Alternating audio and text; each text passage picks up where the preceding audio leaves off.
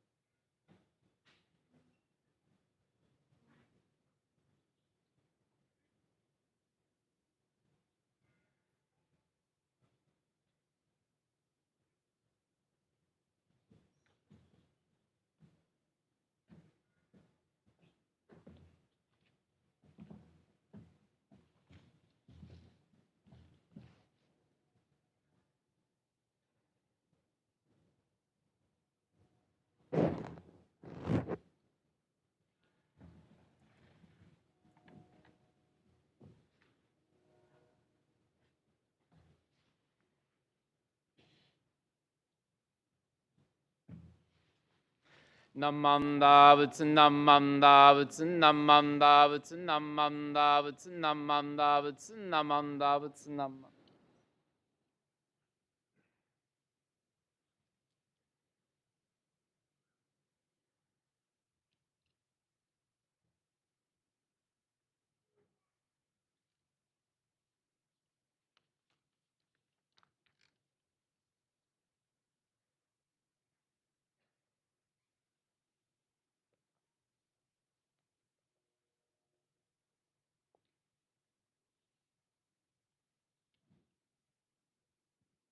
Good morning, everyone.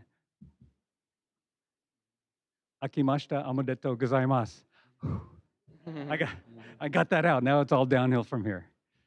Glad to see so many of you here this morning. I know it was kind of tough this morning with the rain and the situation, so we really appreciate all you guys. But the way I look at it, you guys are the guys that are going to have good luck in 2026. You deserve it. We will start this morning's service with sutra chanting Sanbujo, followed by Sanbutsuge. Namanda Butsun Namanda Butsun Namanda Butsun Namanda Butsun Namanda Butsun Namanda.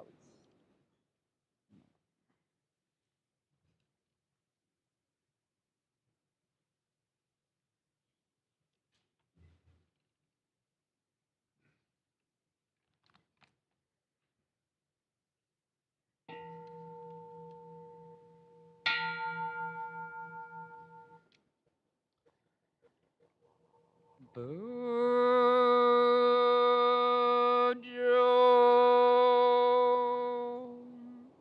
Mitan. 「よら」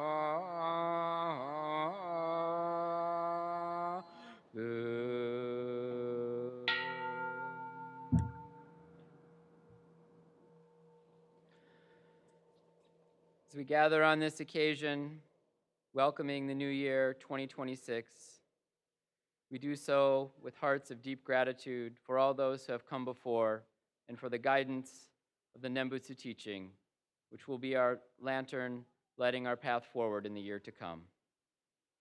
With deep gratitude, we gather and reflect on the deep and profound teachings of Amida Buddha. Nam Mam Dabutsu, Nam Mam, Nam Mam.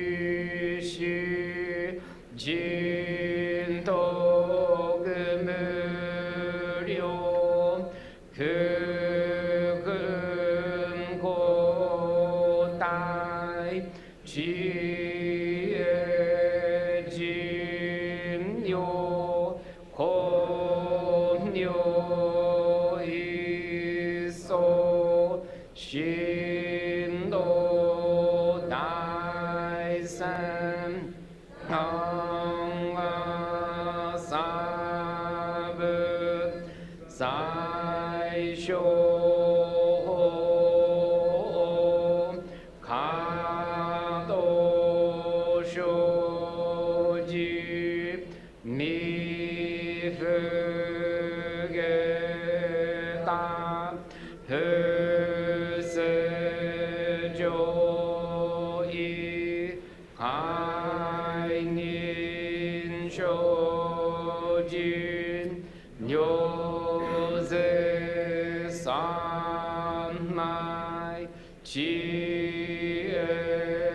以上五世特部不行志願一切空一切大安結集部百千億万無量大小春陽公者供養一切使徒諸部分業具道賢書不客非尊無者諸部世界部不可け無種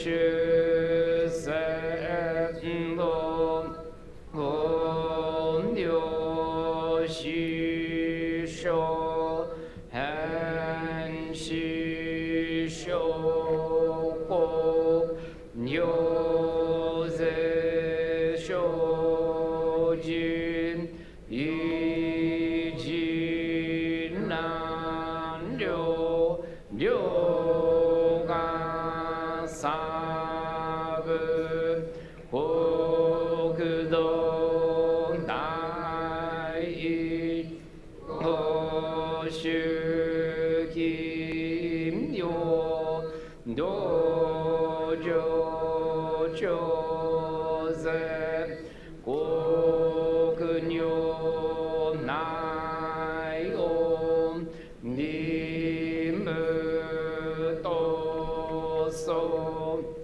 関東愛民道断立祭自母内省新年少女伊藤がこけなく安の公文神妙税が新書本願の日力少々よ人法生存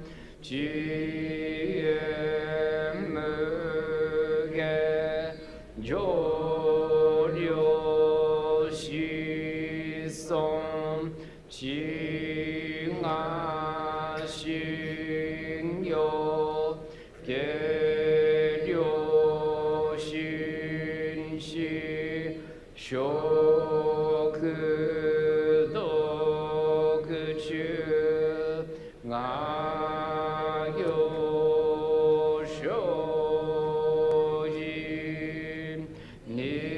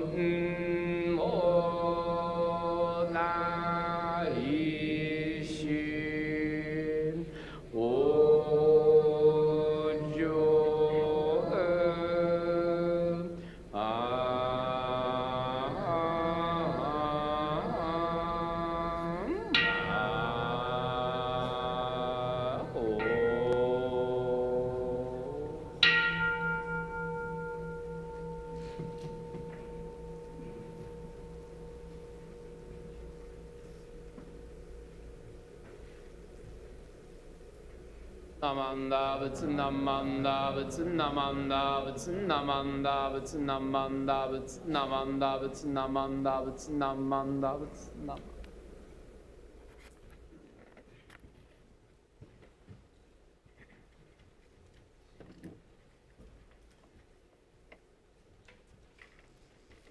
We'll now have Oshoko by representatives from the following groups: Cub Scout Pack 611,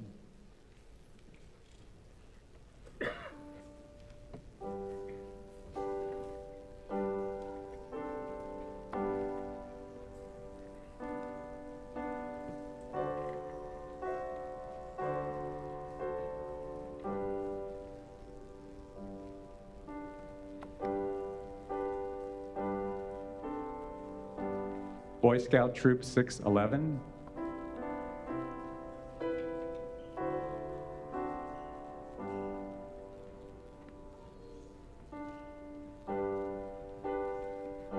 Daisy Troop,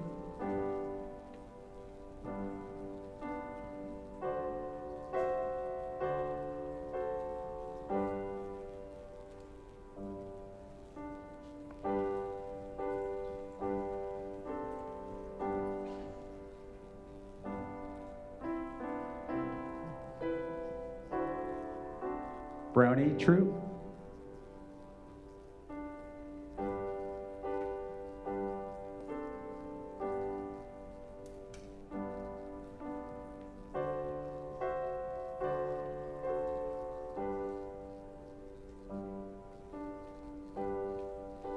Junior Girl Scout Troop,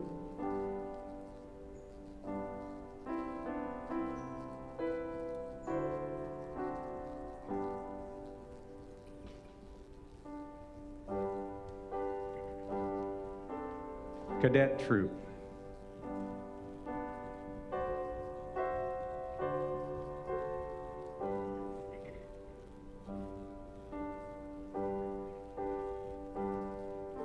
Senior Girl Scout Ambassador Troop,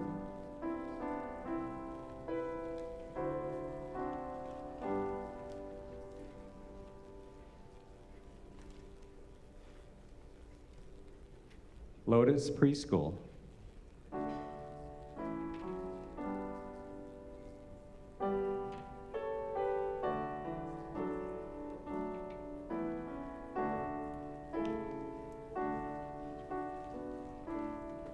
San Jose Dharma School,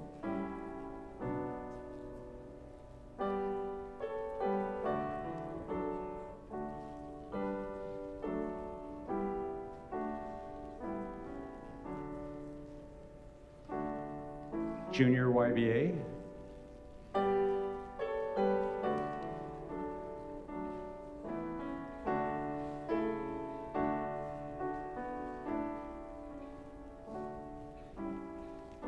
DSPO,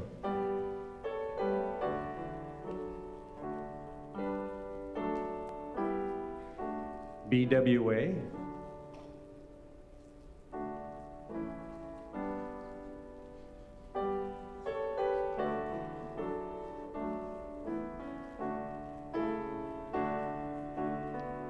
ABBA,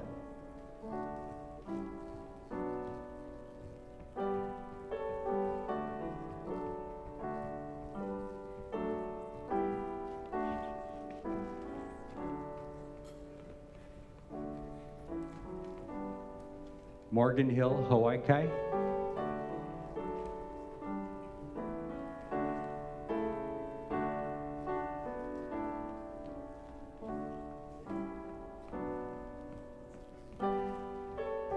San Jose, Betsuin.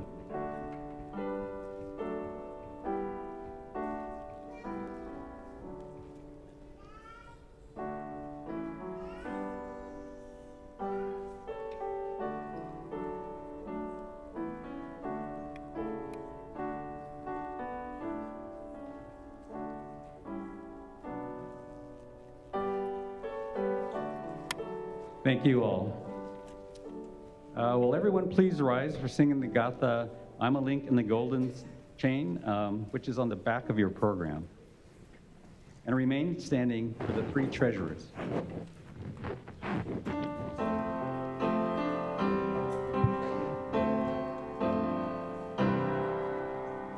I'm a link in the golden chain. Harmony may we all attain. Gentle to living things who unite us all as golden rings. I'm a link in the golden chain. Gratitude may we all attain. Bright and strong, my link will grow through pure and love and peace I know. Pure and beautiful doors I will think, and pure and beautiful words I will say, and pure and beautiful deeds I will do for the world and for you. Spreading kindness and love every day to all living things that come my way. Amita's chain of love is bright. Through peace and love we'll see the light. I will have the Golden Chain read by Reverend Mikame. It is not included in the program, but yeah, those who remember it are welcome to chant along with me. Okay.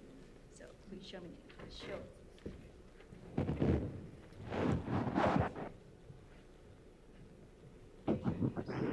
How did you born into human life? Difficult is it to hear the teachings of the first one? Now we are living it. We are here. If you do not deliver ourselves and in the present life, no hope is there that we shall be free from the suffering and sorrow in the ocean of birth and death. Let us reverently take refuge in the three treasures of truth. I take refuge in Buddha.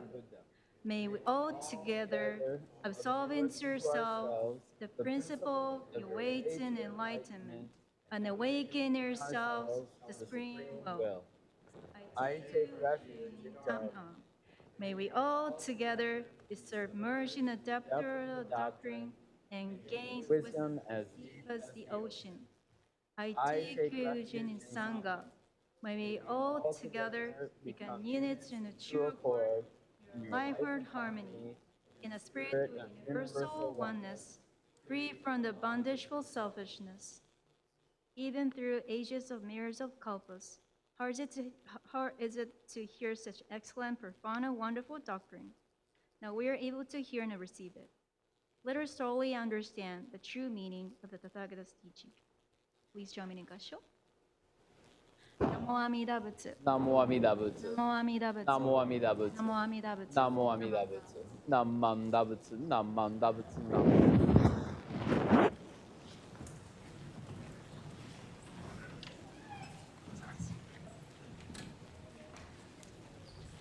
Thank you, Sensei. We'll now have a Dharma message. There's probably a new face for a lot of you that will be delivering our Dharma message this morning. I'd like, hopefully, everyone get a chance to welcome our new Rinban, Henry Adams. Please welcome Henry Adams.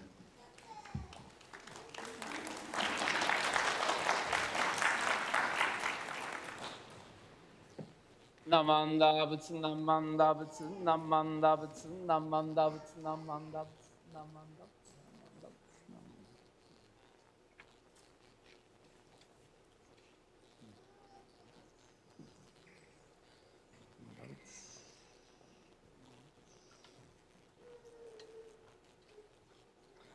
Please join me in Gassho. Gassho, onegaishimasu. Kimyo Muryo Junyorai, Namo Fukashigiko. I take refuge in the Tathagata of immeasurable light. I entrust myself to the Buddha of inconceivable light. Namo Amida Butsu, Namanda Butsu, Namanda Butsu, Namanda Butsu, Namanda Butsu. Good morning, everyone. 明けましておめでとうございます。今年もよろしくお願いいたします。Happy New Year to all of you, and thank you very much for your warm welcome here to the San Jose Betsuin. I'm truly honored and humbled to be standing here with you today, but so grateful that we're able to be together to welcome this new year, which will bring many changes in all of our lives. We're welcoming this year. Does anyone know what the year is? According to the traditional Japanese Chinese zodiac, the year of the horse. That's right, the horse. So horses were a big part of my life growing up. I grew up in a small town in Minnesota, and when I was a child, my backyard, there was a fence in the back of my yard. On the other side of that fence was a pasture where horses lived. And so I could just walk out into my backyard and see horses. Now my kids are saying there's no horses there because now it's all another extended subdivision back there. So things change. Impermanence is part of our lives. But as a child, I would spend my summers at a summer camp. So it was a YMC summer camp called Camp Manitou. And Manitou is a word, this is from the Ojibwe language. The Ojibwe people are the original residents of the area of Minnesota where I grew up, the Native Americans. And in their language, the word Ojibwe means spirit or divine, that which we look to for guidance in our lives. And while I was at that Camp Manitou, one of the things I learned was how to ride a horse. Because that was the distinctive thing about Camp Manitou, that kids from all over the Twin Cities would go to this camp, this summer camp, to learn how to ride horses. We would also do canoeing and archery and other activities. But the thing I really looked forward to was the horseback riding time. And when I first got on the horse, all of a sudden I was a little kid. I was probably about 7 or 8 the first time I got on the horse. And I was so high up off the ground. And I felt very nervous. And I realized, oh my goodness, I don't know if I can trust this very large animal. But slowly, the counselors would lead the horse around the circle, and I learned that we could follow the horse and we could trust the horse. And as I would go year after year, eventually I got to just ride the horse by myself, holding the reins. And eventually I got to go outside the corral. And my favorite part of the summer was getting to go on trail rides, where we would ride all around the camp. We would go down through into the ravines, we would go down hills, we would go through the woods, we would go over creeks, and for most of it, we were walking. The horse was walking. I don't know if you know this, but horses have 4 different gaits, or 4 different ways of moving. And it's not like a car. A car, whether you're going slow or you're going fast, it basically feels the same. There's not that much change in motion, the way the motor works. But a horse, depending on the speed, it feels very different. So when you're walking, it's just very gently, kind of moving along, and it's perfect for going up and down steep hills, going around windy paths, walking through a stream. Times when you need to be very careful, the horse goes slowly, goes very slowly and carefully. But then if you're in a little bit more of an open space, you can speed it up and you could kind of give it a little kick and say, trot, trot. And it would start trotting. And if you've ever been on a horse that's trotting, the difference between walking and trotting is a big difference, because all of a sudden, and you really have to pay attention, and you realize that something is carrying me. I'm being carried along by this horse. When you're walking, you kind of, you sort of feels like, oh, this is part of me. But when you're trotting on a horse, you really feel like, it's giving you a ride, that something is carrying you along, and you have to pay attention. You have to pay attention at that time so that you don't get bounced right off. So when you're trotting on a horse, going a little bit faster, as things speed up, you've got to start to really pay attention. Pay attention. Now, as you've been moving along, and then if you want to go a little bit faster, if you get kind of brave, it's kind of bumpy, and then you say, okay, I'm ready to go faster, and you give it another little kick, and it goes into what's called a canter.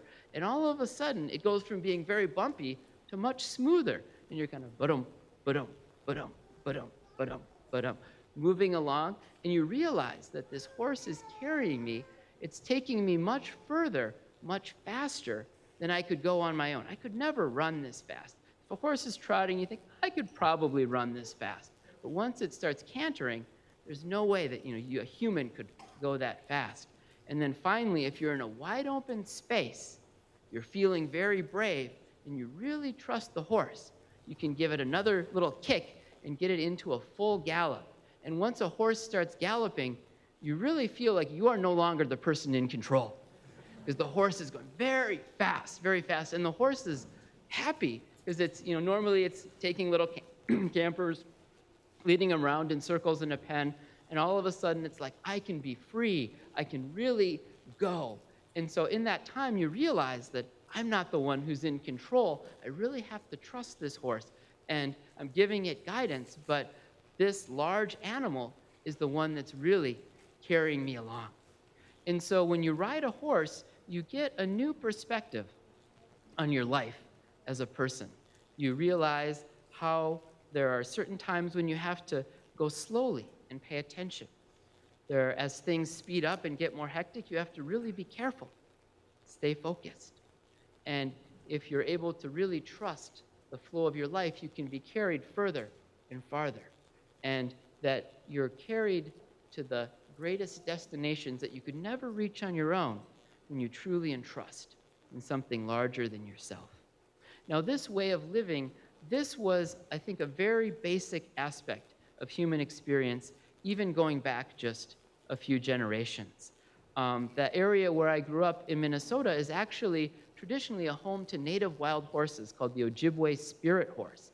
And the Ojibwe people had lived closely with these horses throughout history. So humans, they originated kind of in Mesopotamia, like the area that's now Africa, Middle East, and then they moved gradually across Asia, across the land bridge into North America. In the same way, horses traveled from Asia into North America and eventually populated northern parts of Canada and down into Minnesota, where I grew up. And so these Ojibwe people have been living with horses for generations. And there are still a few, just maybe a couple hundred of these Ojibwe horses that still live. And they used to say that horses had died out in North America and were reintroduced by the Spanish. But actually now we know that these horses have always been there. So they've always been a part of life, this close life with humans. Now, my ancestors came over from Norway, and my great-great-grandfather, he settled in a part of Iowa that was traditionally home to the Winnebago people of the Winnebago travel vans, right? So that's named after that area. But the Winnebago people, that was the area where, in northeast Iowa, where my family settled. And at that time, when my great-grandfather's time, they relied very much on horses. Their lives in this country were built through the energy and the power of horses. They would use horses, of course, for all their farm work, but the horse was also their main vehicle, their main way of transportation. They had a buggy, and the whole family would pile into the buggy, and then the horse would pull the buggy into town or over to visit, the next farm over to visit relatives and so forth. And even to this day, I remember as a child, my grandfather, he would call his car his buggy. And some of my uncles who still farm on that land that our ancestors settled on, they also will occasionally call their cars their buggy. My Uncle Neil will say, "Thea, did you see my new buggy?" And then we'll look outside and we'll see his brand new Ford F-450 pickup truck with dual rear wheels, heated seats, and the latest satellite radio so he can listen to the price of beef as he's going out to buy some calves. But this sense of living with horses and that horses were really a part of people's lives. This is also true of my wife's family. My wife grew up in a place called Tsushima. It's an island in Japan, and it's famous for a horse called the Taishuba.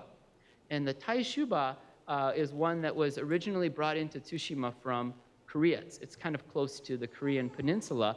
And I remember the first time I went to visit my wife, her family was showing me a picture of the history of their island and of Tsushima, and there was a picture and says, "Oh yeah, that's one of our relatives." And you could see a young woman sitting on the back of this famous Taishuba horse.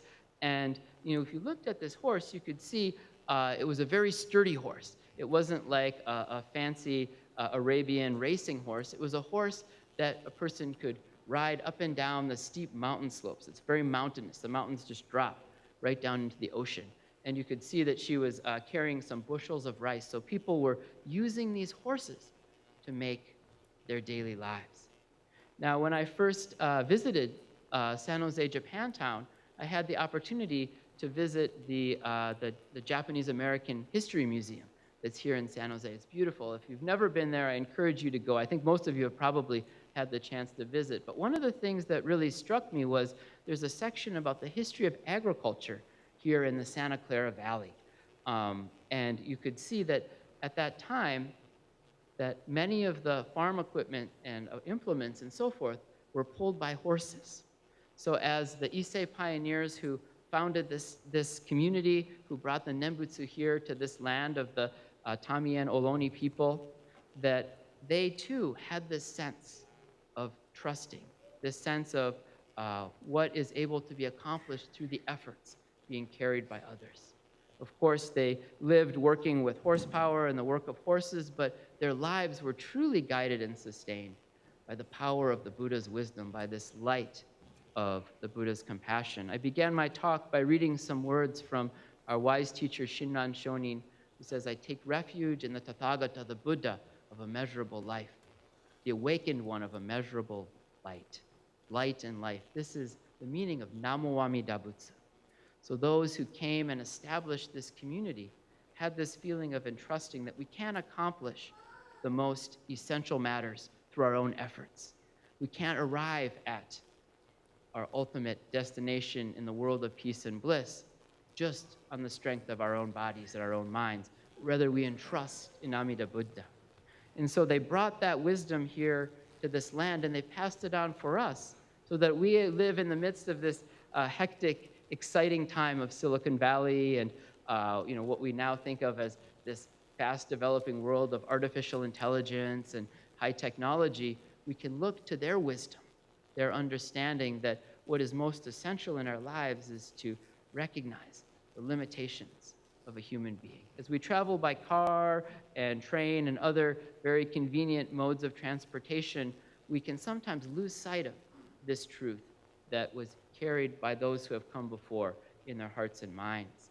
And so as we enter into this year of the horse, I think this year will be a wonderful occasion for us to reflect upon the ways in which our lives are carried forward by the efforts and dedication of those who have come before, by the wisdom of the Buddha, passed down to us through wise leaders like Shinran Shonin, Daihyo Shonin, and the previous generation of the Betsuin Sangha.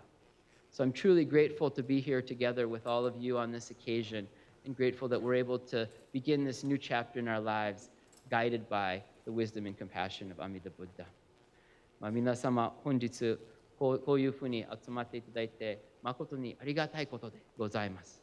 この馬年を始めるときに、この自分の人間が限りのあることは、昔の馬と一緒に暮らしてた方々がよく体で分かってたことですね。その方々が私たちに念仏を届くように、この別院を建てて、一生懸命この仏法の念仏の道場を守るために尽くしていただいて、私たちがその方々のおかげで、この新しい年2026年を迎えて、念仏とともに生かしていただくことができて、本当に皆様と一緒にこれからお念仏を聞いて、仏法を喜ぶことを楽しみにしております。So with these words of gratitude and appreciation, I invite you to join me in Gassho. Namo Amida Butsu, Namo Amida Butsu, Namo Amida Butsu, Namanda Butsu, Namanda Butsu, Namanda Butsu, Namanda Butsu.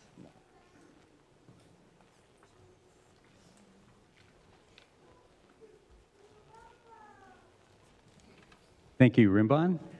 Now we'll have a few words from New Year's greetings from Reverend Mikame.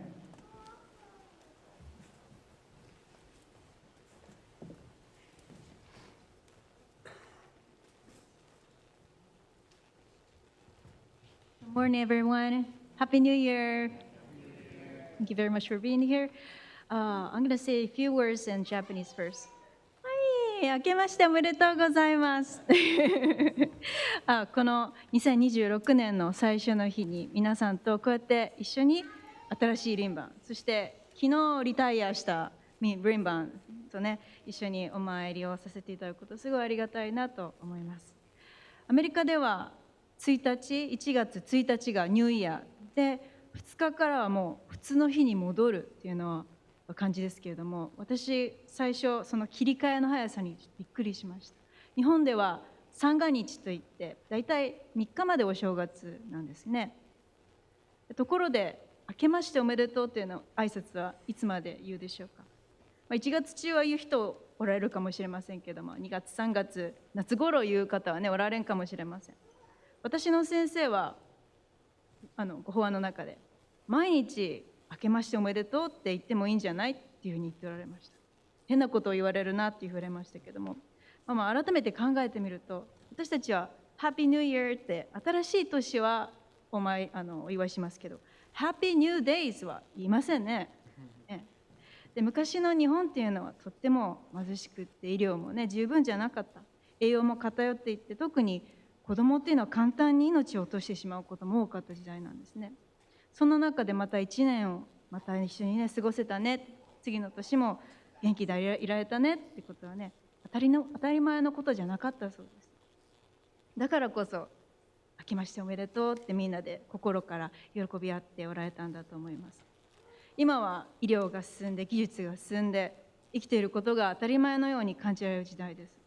本当は何かあったらね簡単に命を終わってしまうのがこの命ですけども、もう生きていることがすごいことであるのに、いつの間にかその当たり前が逆になってしまうっていうのを教えてくれるのが仏教だと思います。だから今日は、ね、この新しい年を機に皆さんこの朝目覚めたことの不思議さに今日も改めて明けましておめでとうっていうふうに喜べる、そんな日が多い一年になっていただけたらなというふうに思います。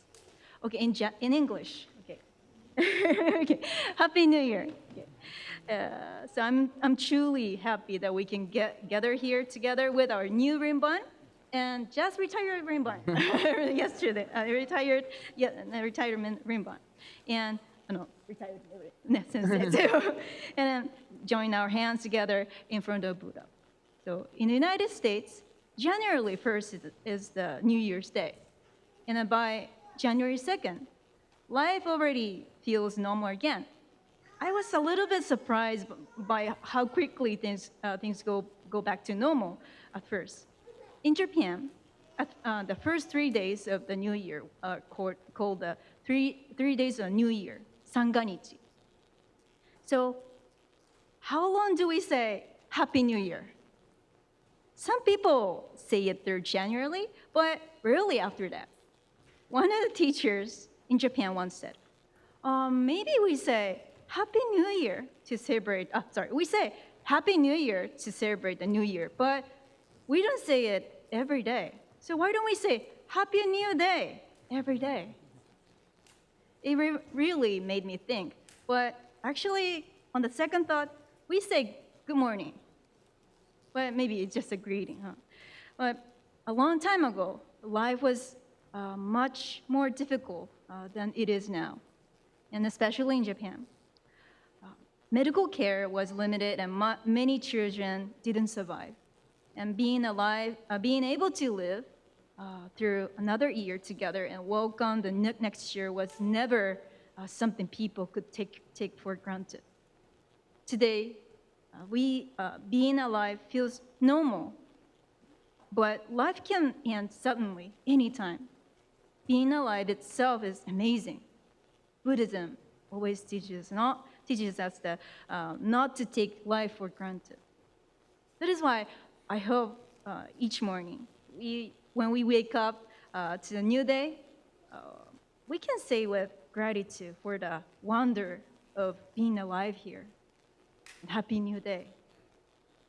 Some days may be hard, but today will never come again. I hope each of you will cherish every precious day with your family, and friends, and a community. Thank you very much.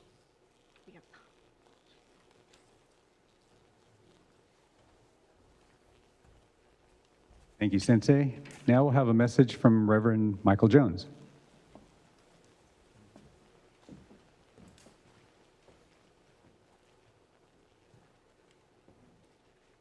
Morning. Kemashita omedetou gozaimashita. That's all the Japanese you'll get from me. So, Happy New Year, and I'm really appreciative of everyone for being here, coming today, battling the weather and so on. You know, as if the last few years haven't been eventful enough, 2026 is already shaping up to be full of new experiences. We've said farewell to Sakamoto Sensei, and we welcome Adam Sensei and his family to our Sangha and to the Betsuin. And in a few short weeks, we'll bid a bittersweet goodbye to Mikame Sensei. But I feel very, very fortunate that I've received so much guidance and help from both Reverend Sakamoto and Reverend Mikame. And I look forward to working with Rinban Adams. But you know, the Sangha is the stability of our temple. Although we're going through multiple changes with our ministerial staff, you are still the focus of our attention. 2026 will bring us more challenges as we start to work on the new Dharma Center, and this will cause a lot of disruption. But we know we can count on you to help us through it all. It won't be just the Dharma Center committee who will get us through this next year. It'll be the board of directors, the BWA, ABBA, the Junior YBA, the Scouts, Lotus Preschool, Sangha Support, and many other groups that will help us with their creativity and flexibility in working through the facility changes and availability challenges. We all know that change is inevitable and constant, but that doesn't make it easy. So at the very beginning of this year, I want to thank all of you for your patience, your hard work, and your flexibility as we move through a very busy 2026. Thank you.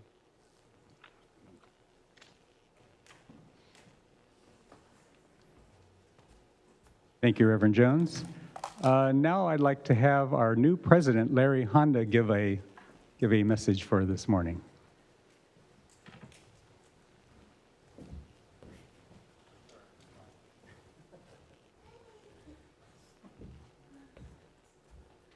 Good morning and Happy New Year.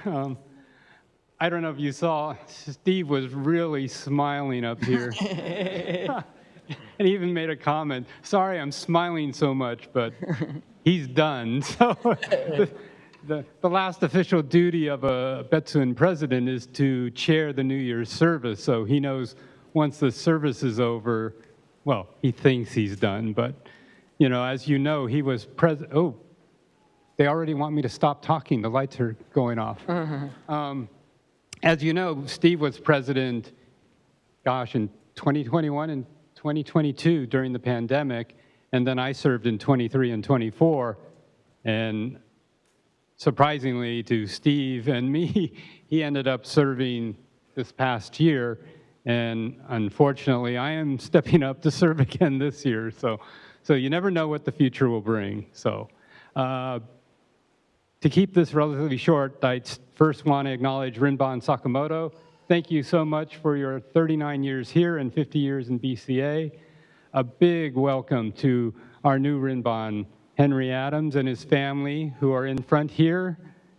And then Michael, Reverend Jones basically said everything I was going to say, so I'm scrambling in my brain up here what to say. But this year is going to be crazy in many ways. We will all be adjusting to a variety of things, where we'll be adjusting to Rinban Adams, his leadership and guidance, and he will be adjusting to us, and we will be adjusting to him.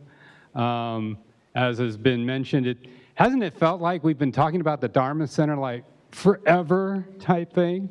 But it's finally coming to fruition. Ground was broken ceremoniously back in December on Bodhi Day service, and we will break ground, and the building will come down, and a new building will come up. Unfortunately, that brings its own set of challenges. No parking on the other side for maybe a year, who knows what.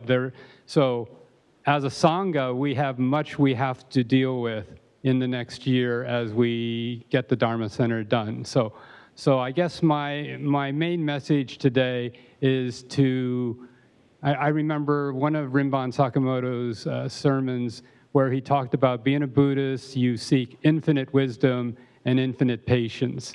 And so this next year, we're going to have to rely on that last thing. We're going to need infinite patience from all of you because, you know, we're making plans. We think we're going to do it this way and it's going to work out this way.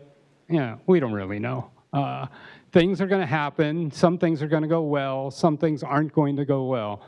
And so we need the Sangha's patience in dealing with whatever comes forward in the coming year. So we're a good group. I know that, so I'm not too worried about it. But I just want to give a preemptive thank you to all of you for what you're going to be going through this next year and for all your help as we deal with the changes that are coming here. Thank you very much.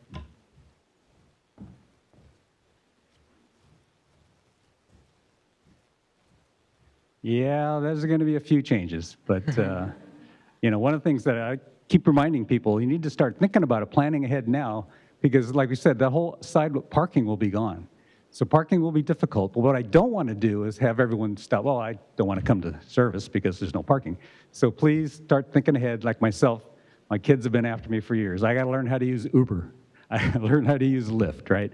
Those things are great for addressing these kinds of situations, or maybe people can drop you off. So we'll come up with some plans, but again, I really encourage people to continue to come to the temple. We're not shut down at all. It's just a little bit different. Okay, now please rise for the Gatha Ondokusan II, which I believe is on the program.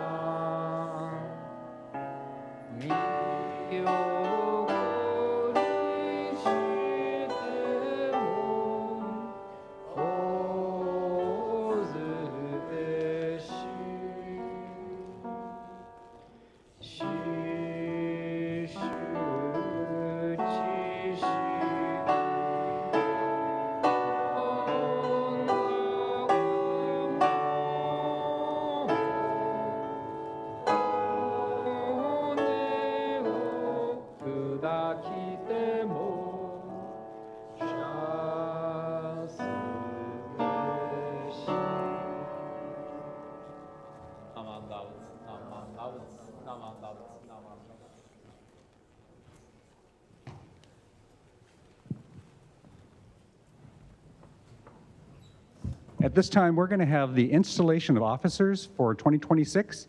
So will all members of the church board, previous members from last term of the church board, other Betsuin organizations, ABBA, BWA, Scouts, if the leaders would like to come forward, we'd like to have a quick installation ceremony. Please come forward in Oshoko, and then we're going to meet in front of the stage here. Don't be shy.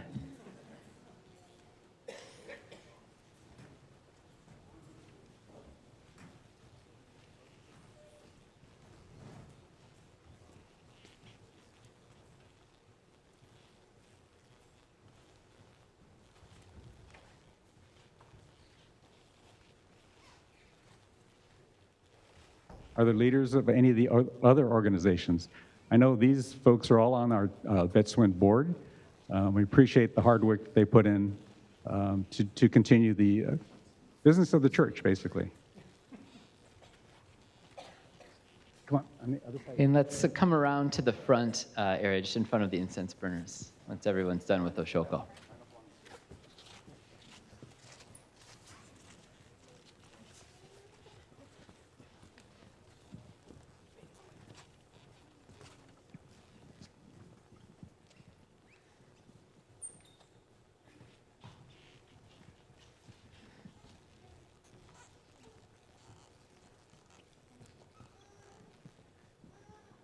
Okay, this is a great group. They're saying, oh, maybe 4 or 5. So this is wonderful. Great to see so much dedication and service. So let's turn to face the image of the Buddha. Please join me in Gassho. Repeat after me. I take office in a leadership role for the San Jose Buddhist Church, Betsuin, aware that it will require a commitment of time and effort. I will try to lead through both action and direction, using the Buddha Dharma as my guide. I affirm this pledge by taking refuge in the 3 treasures. I take refuge in the Buddha. I take refuge in the Dharma. I take refuge in the Sangha. Namo Amida Butsu. Namanda Butsu, Namanda Butsu, Namanda Butsu, Namanda Butsu. Okay. Join me in congratulating our newly installed leaders. Thank you all very much for your service and dedication. 今年もどうぞよろしくお願いいたします。Thank you all.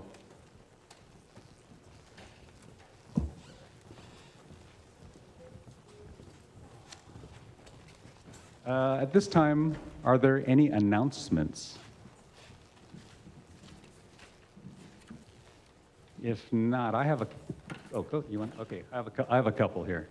So next Saturday, January 10th, here in the gym, there's going to be showing of a movie called The Fighting Irishman. It's about a gentleman who fought for the civil liberties of the Japanese Americans during World War II and their incarceration. I'm not sure how long the movie is. I suspect it's like an hour, hour and a half. But it would be very interesting to hear about this gentleman who's so important to the Japanese American community here. That's on Saturday, January 10th from 2 to 4. Admission's 20 and students under 25 are free. Secondly, there's another exhibit that's going to be starting to make the rounds actually around the United States. It's put together by an organization, and it's going to be a traveling, I'm not sure what you call it, a traveling exhibit, basically, of the members of the 442nd group during World War II. Again, very important people in the Japanese American community. This exhibit will start in San Francisco, February 20 to 22nd. But it's going to be moving occasionally. I think I heard it's like a 5,000 square foot display area. So it's something very significant that this group has been working on, assistance with the U.S. Army. So a lot of historical information there. Again, it should be a very important thing to see. I know it's going to San Francisco. I think it's going to Hawaii. It's going up to like Washington or Oregon. It's going to a bunch of places. I'm sure there's information. They have a website. But please take a look at that. I think, again, these are all important messages for especially the people of today.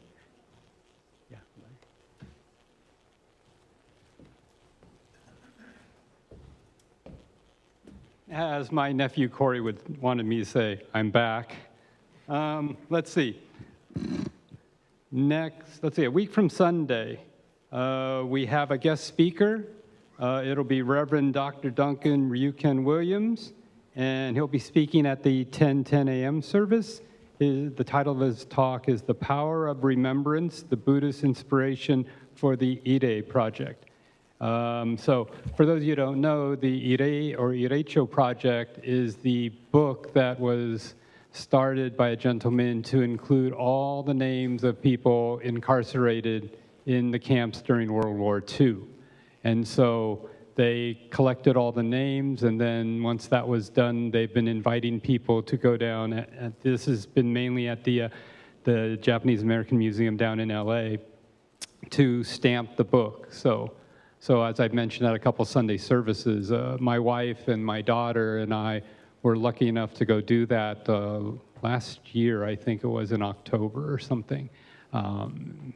So normally you can stamp up to 6 names, and for me that was fortunate. So I had my mom's parents, my Bachan and Ji-chan on that side, my mom and her 3 siblings. So for me it was an easy choice of 6. My wife had to figure out which 6 to choose from her side. For me it was easy also because my dad's family was in Hawaii during that time, and so of course they were not transferred to the United States to be serving in camps, because I think Japanese made up of 1/3 the population of the Hawaiian Islands at that time, so it would have been physically impossible to do that. Anyway, so that project is coming to San Jose. It was recently in Palo Alto, and they're coming from the 8th to the 11th. So for those of you who were fortunate enough to sign up for that, just a reminder to do that. But anyway, Dr. Williams will be speaking about that on that day. And then on the 18th, the following Sunday, we have our annual Honko service. And so I'm assuming you're the guest speaker? I don't know. I'm president, I don't know what's going on. So thank you. So Reverend Rinban Adams will be our guest speaker. And then following will be our annual New Year's luncheon. So are we selling tickets in the back? Yay, okay. So Elaine, Phyllis, Reiko are back there selling tickets for the New Year's luncheon, $25 for a regular obento, $25 for a vegetarian obento, and $5 for a pizza, if I remember correctly. It'd be great to see all of you here for that luncheon as we toast in the new year. They are also selling calendars, if I'm not mistaken, right? Yes. So for those of you who attended for part of Rinban Sakamoto's retirement party, one of his main hobbies is photography. So we were able to have him supply some of his photos to us, and we put them together in a 2026 calendar. So we are selling, there's still several in the back to be sold. I forgot, $20 or $25? 20? 25. Thank you. So $25. So if you haven't picked one up yet, it's a hot item I hear on eBay, Sensei. So, so you can buy 5 and sell some for a profit or something. Anyway, they're selling those in the back as well. And then after the service, there'll be refreshments in the multipurpose room supplied by the board. So again, thank you.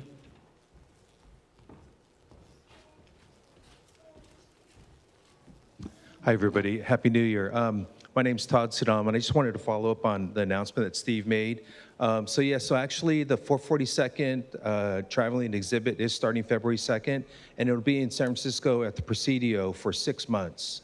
And we're actually very honored to be able to be the first exhibit. And just a real quick raise of hands, who knows who the 442nd is? Great, so that's almost about the same amount, it was almost half. And so one of the things that this exhibit is doing is trying to, again, to reach out so that we don't forget about our veterans that served in World War II, that were incarcerated, and then, signed up to fight for the country that put them in jail, right? And so it'll be starting on February 2nd, and the nice thing too is actually there's a tie to Japantown.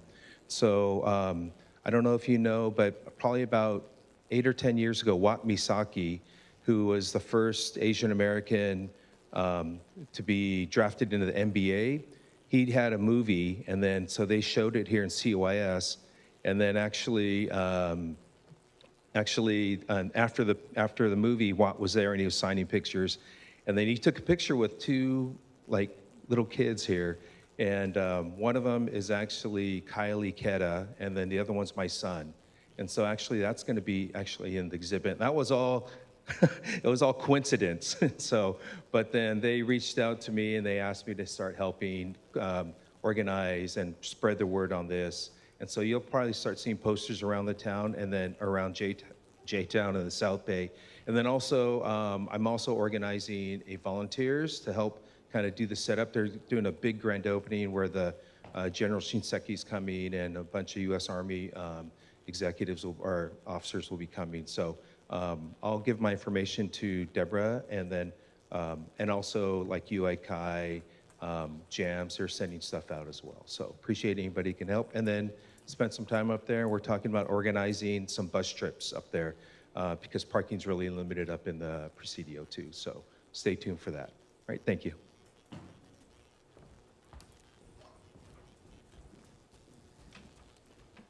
Okay, any other announcements? Thank you all.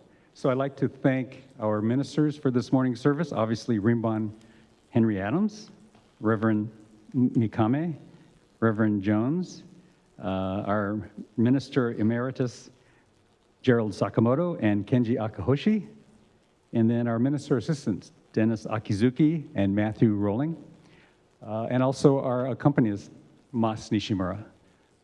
And I think that will call it for this year's New Year's service. So please come forward for Oshoko, and then we have refreshments next door. Thank you very much for attending. Namandavats, namandavats, namandavats, namandavats, namandavats, namandavats, namandavats.